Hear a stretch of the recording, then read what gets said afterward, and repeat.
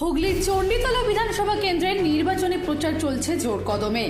এলাকার ঐতিহাসিক চণ্ডী মায়ের মন্দিরে পুজো দিয়েই নিজের প্রচার শুরু করলেন তৃণমূল প্রার্থী সাথী খণ্ডকার। কয়েক হাজার তৃণমূল কর্মীর ঢল, ঢাক ঢোল আর আদিবাসী নৃত্যের তালে মুখরিত হয়ে ওঠে গোটা এলাকা। তেরঙ্গা পতাকা ও বেলুনে সাজানো প্রচার মিছিল যেন রীতিমতো এক রঙিন রূপ নেয়। সেই সঙ্গে প্রার্থীর এই বর্ণাঢ্য মিছিল অহল্যাবাই রোড ধরে এগোতে থাকে। চণ্ডীতলা বাজার এলাকার স্থানীয় ব্যবসায়ীরা প্রার্থীকে উষ্ণ অভ্যর্থনা জানান। এলাকার মানুষের স্বতঃস্ফূর্ত সাড়ায় তৃণমূলের প্রচার যেন এক অনন্য মাত্রা পায়। কখনো পায়ে হেঁটে, আবার কখনো স্কুটারে চড়ে সাধারণ মানুষের সঙ্গে সরাসরি জনসংযোগ করেন সাথী দেবী। পঞ্চমবার দল আমার উপর ভরসা রেখেছে, দল আমার প্রতি আস্থা ভরসা রেখেছে বলেই আমাকে এই বিধানসভায় আবার টিকিট আমায় দিয়েছে। কেননা আমি চাই যে আমি আবার জিতে এসে মানুষের যেন সেবা করতে পারি। গতবারের বিধানসভা নির্বাচনে আপনি এই জেলার মধ্যে সবচেয়ে বেশি ব্যবধানে জিতেছিলেন, কি বলবেন? এবারে কি আশা করছি? এবারে আশা করছি, আগে আমি 42,000 ভোটে জিতেছিলাম।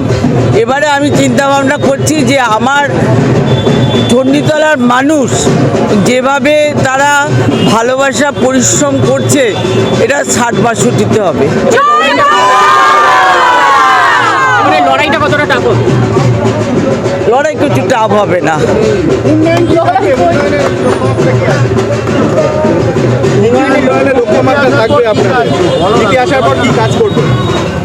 জিতে আসার পর প্রথম কাজ হচ্ছে আমার চণ্ডীতলা হসপিটালকে স্টেট জেনারেল হসপিটাল করা হবে।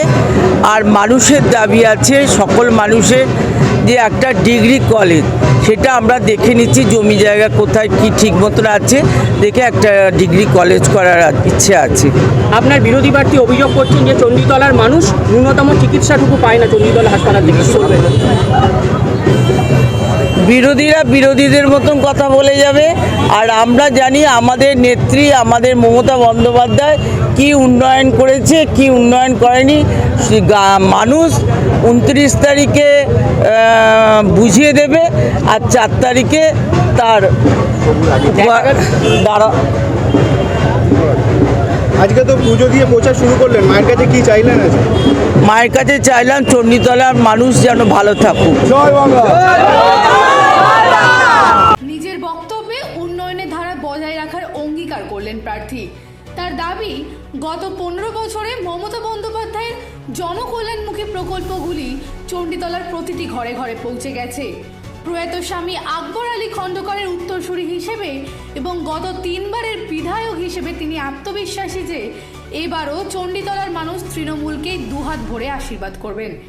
বিশেষ করে চণ্ডীতলা হাসপাতালের মানোন্নয়ন এবং এলাকায় একটি ডিগ্রি কলেজ গড়ার লক্ষ্যেই তার আগামীর অগ্রাধিকার। লক্ষাধিক ভোটের ব্যবধানে জয়ের লক্ষ্য নিয়ে চতুর্থবারের মতো মা মাটি মানুষের সরকার গড়তে চণ্ডীতলাবাসী অগ্রণী ভূমিকা নেবে বলেই আশাবাদী এই তৃণমূল প্রার্থী। হুগলি থেকে তরুণ মুখোপাধ্যায়ের রিপোর্ট, হেডলাইন্স, কলকাতা। আনন্দ আর ভালোবাসার দীপ্তিতে গড়া সমুজ্জ্বল পরমা, ঠিক তোমারই মতো। শ্যাম সুন্দর কোম্পানি জুয়েলার্স, আগরতলা, উদয়পুর, ধর্মনগর, কলকাতা।